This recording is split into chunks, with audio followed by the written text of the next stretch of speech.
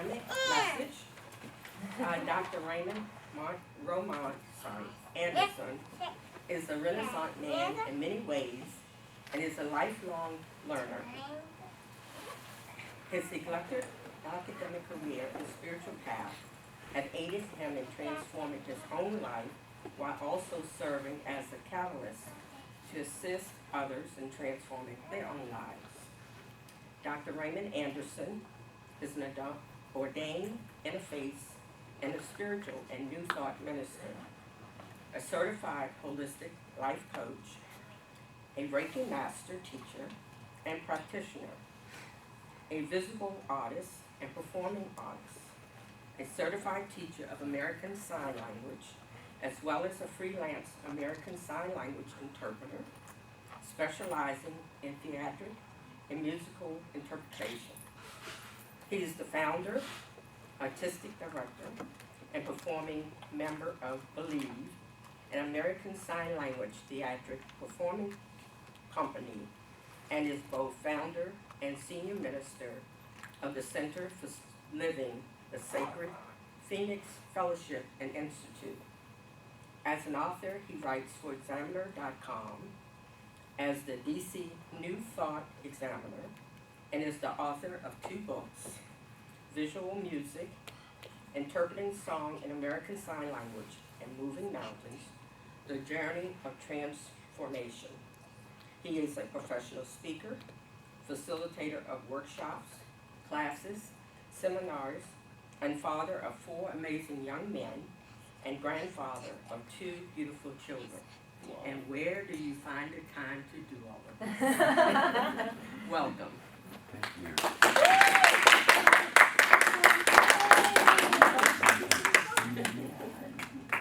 So how is everyone today? Great. Great.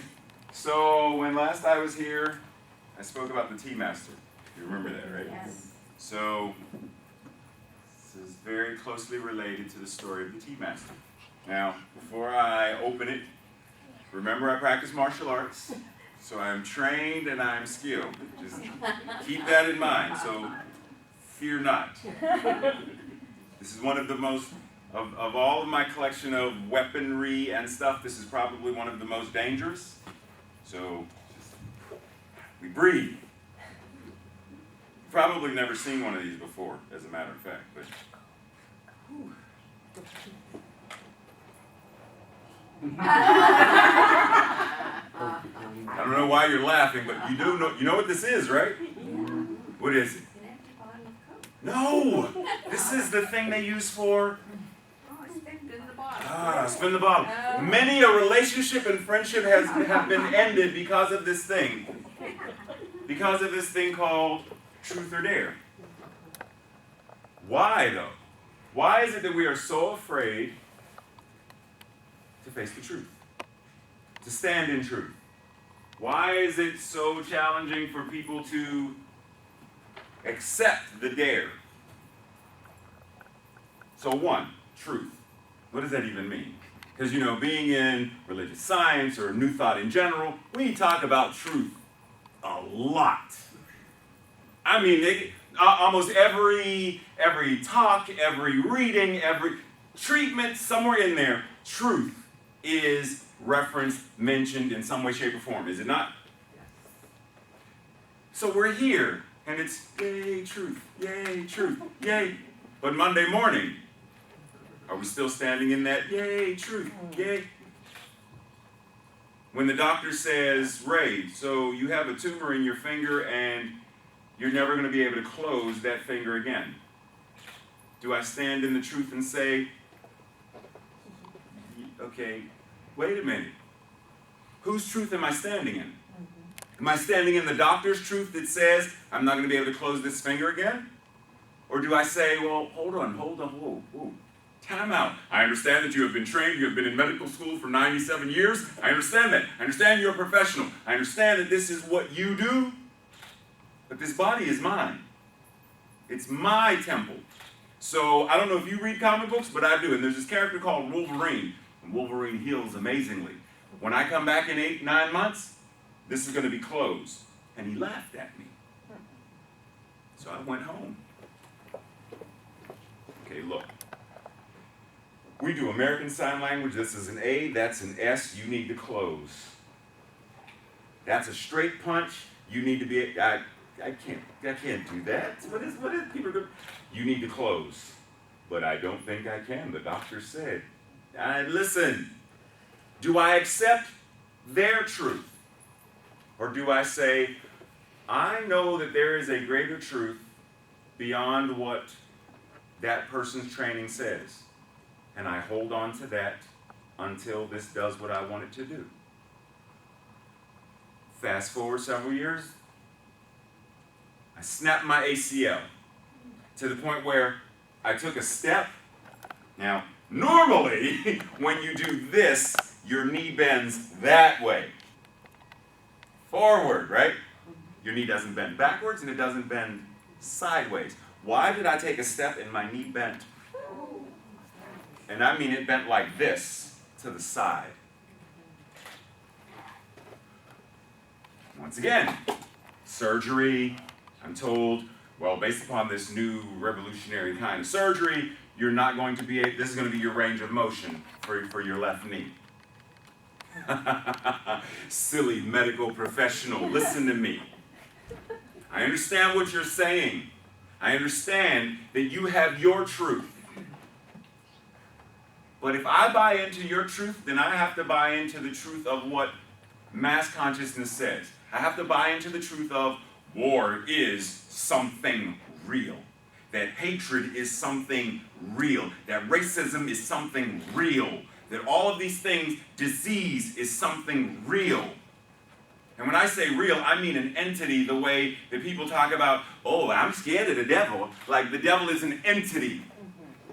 But we know that in New Thought, the devil, the father of lies, illusion,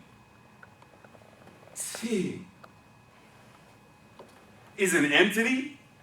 Like I'm going to wake up one morning and be like, hey Tracy, I'm going to, oh man, when did the devil go into the bathroom? It's not going to happen. So if I buy into your truth that this is going to be the range of my motion, period, then I have to buy into the rest of this. I can't do that. So you do what you do, put me to sleep, do your little snip, cut, whatever you have to do, sew it up, send me about my business, and I'll see you in a couple of months. And I leave and go about my business, and I go to physical therapy, and the physical therapist is babying me because she knows I can't do very much. This is going to be my range of motion. So walk up the steps, right foot, left foot, right foot, no, you don't understand. I grew up in a household where I ran up the steps. You need to teach me how to run again. It's not possible. You okay? So, once again, I go about my business. And I do what we are all taught to do. I treat. I focus on, because everything that I do, think about it, everything we do starts with a thought. Everything you buy started with you thinking about what you were going to buy. You selected what you were going to wear and buy based upon, I like this color, I like this fabric, I like this store, something. Started with a thought. And then somewhere in there, you spoke it into being. Where are you going? Oh, I'm on my way to Target. I need to get some new shoes and a new tie. You spoke, on some level, you spoke it into creation. And then what did you do? You put your physical self in action. Thought, word, and deed. That's also a trinity. Thought, word, and deed. If we are not in alignment with thought, word, and deed, then we're creating chaos. If I say, where's the restroom? Oh, it's out the door and down the hall. Do I get there? No.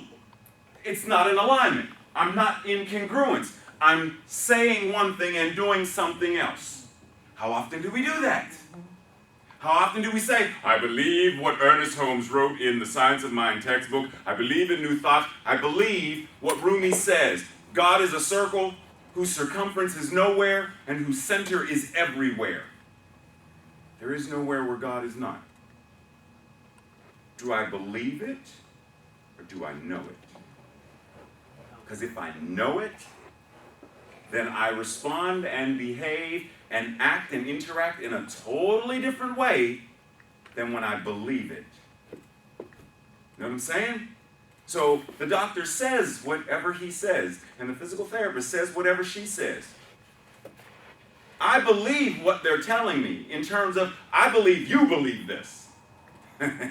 But I don't believe it because I know something different. So I go do what I need to do because I need to be able to do a split and I need to be able to kick and I have stuff I have to do. So thank you.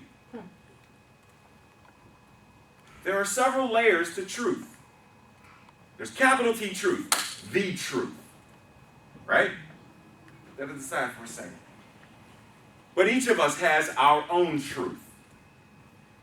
Part of my truth is I grew up in an abusive household.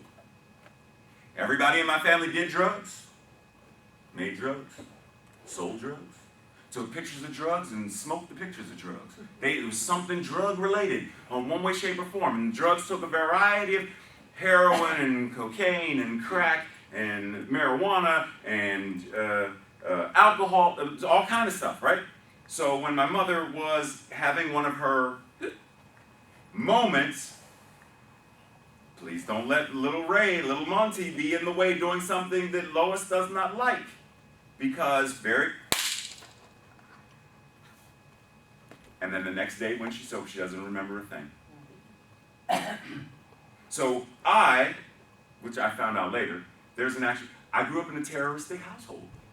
Literally, I was terrified to do anything wrong. On pins and needles all the time. That was part of my truth. So for years, part of my prayer every night, because at that time I was a fundamental Christian, part of my prayers every night was that God would let me die in my sleep. Because I did not want to continue to live the life I was living. I hated myself, I hated everything, I hated everybody in my family. If my family doesn't love me and they don't support me, then how in the heck is anybody else going to love me, support me, or care about me? How? They were dealing with their own things. My father was diagnosed with Lou Gehrig's disease, and my blah, blah, blah. So at some point, I found this amazing thing called New Thought.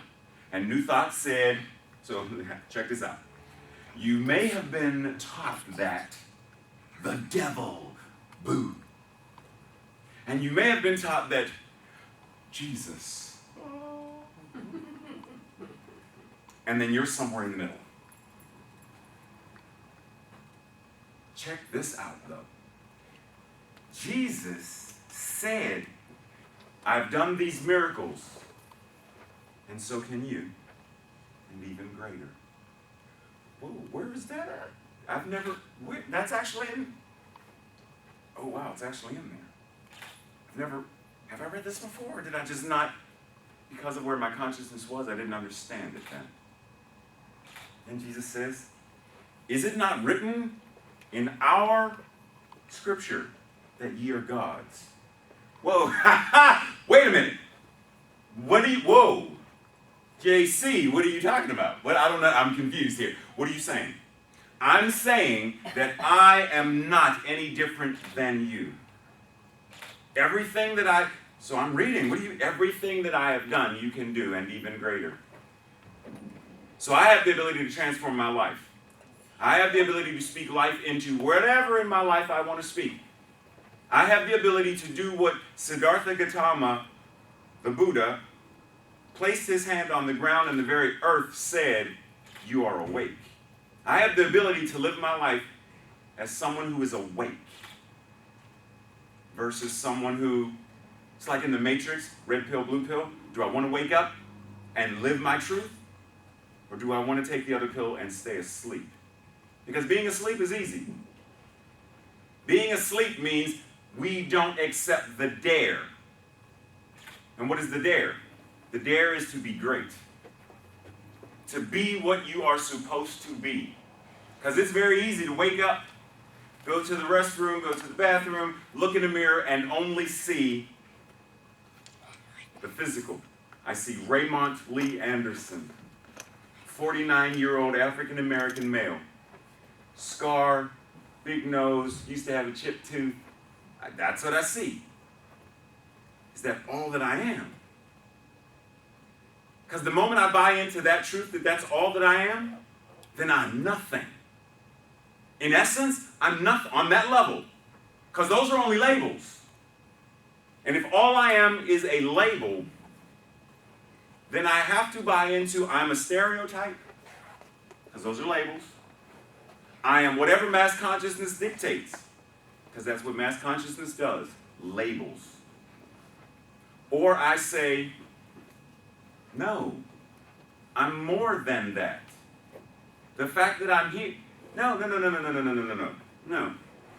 I always tell people, if you can name someone, remember when I was here before, I asked you to name people that you admired, and the fact that you can name someone you admire and name what about them you admire says that it's in you.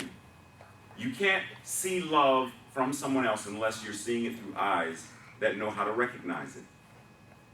If you've never seen The Color Purple, and I don't mean the movie, if you've never, because I've never seen it. I'm not talking about the movie. If you've never seen The Color Purple, and I hold up a shirt in front of you that is purple, what do you say that it is?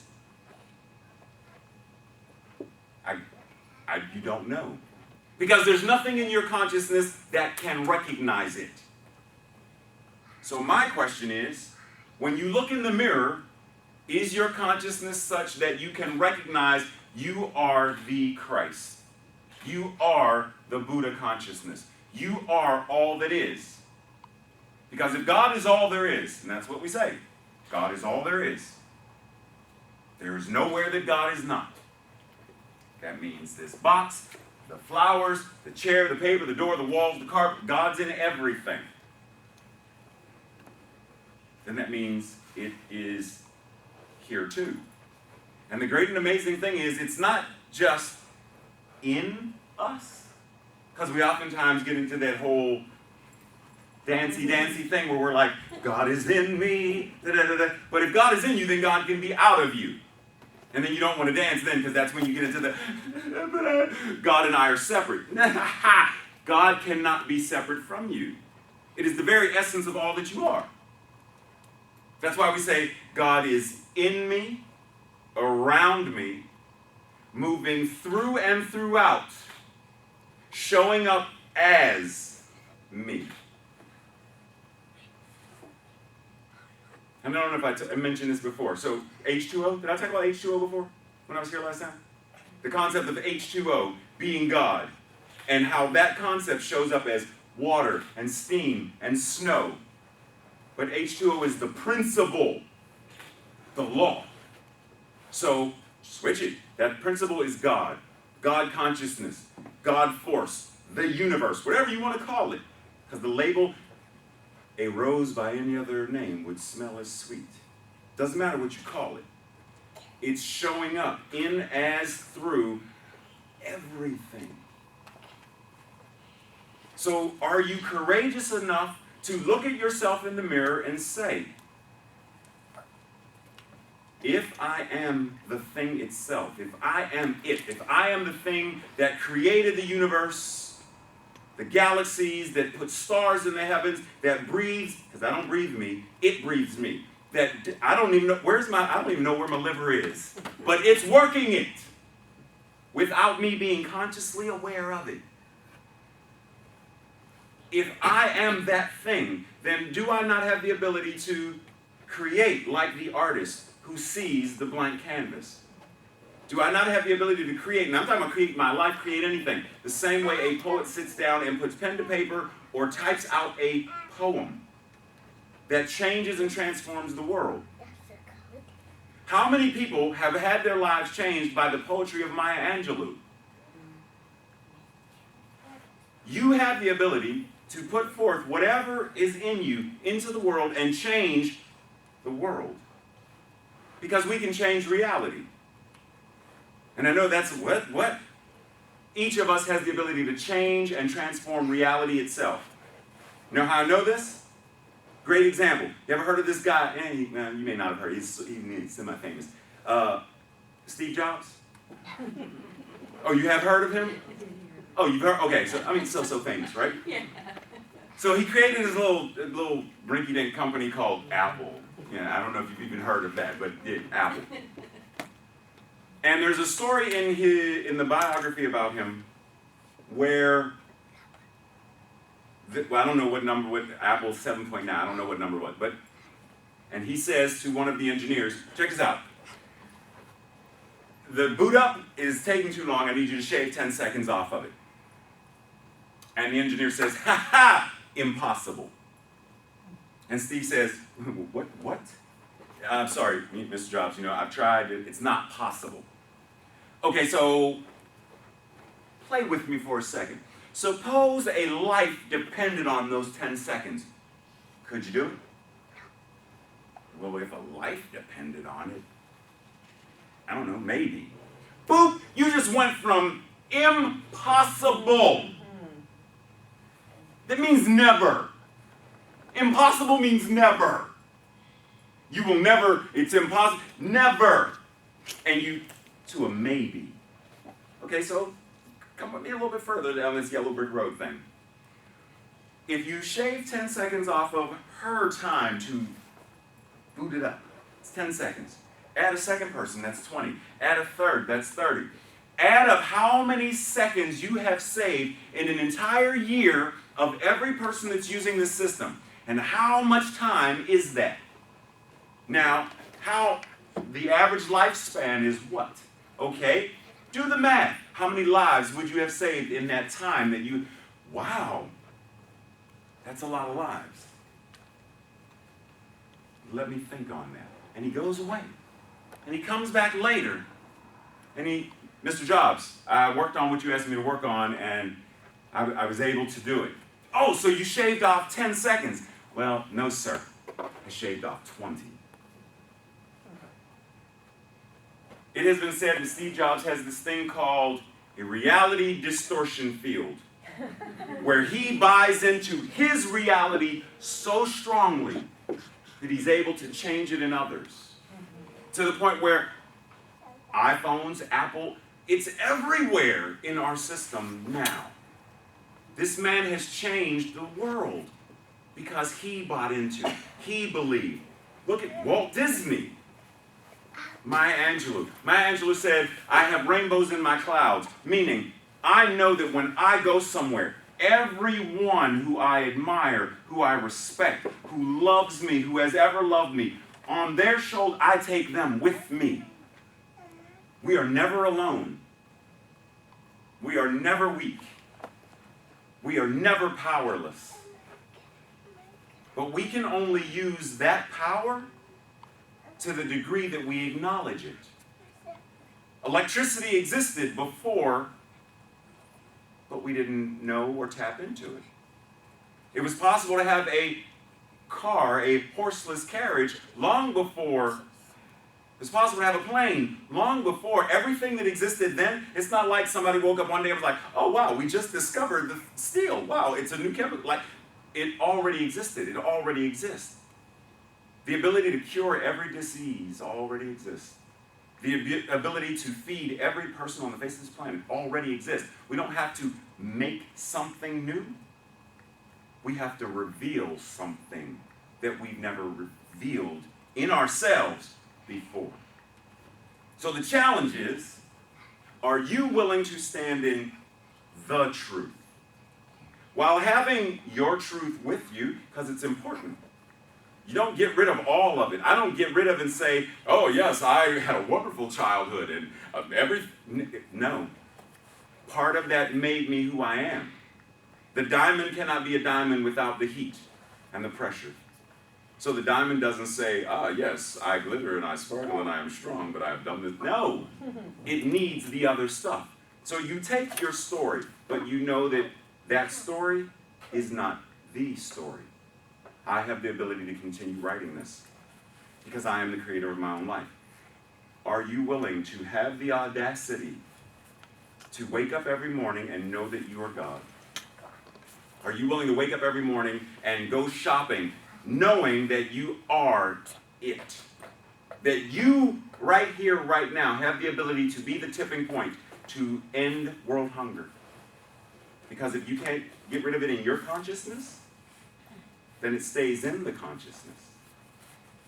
So can you treat and say, I know that I know that I know? I dare you.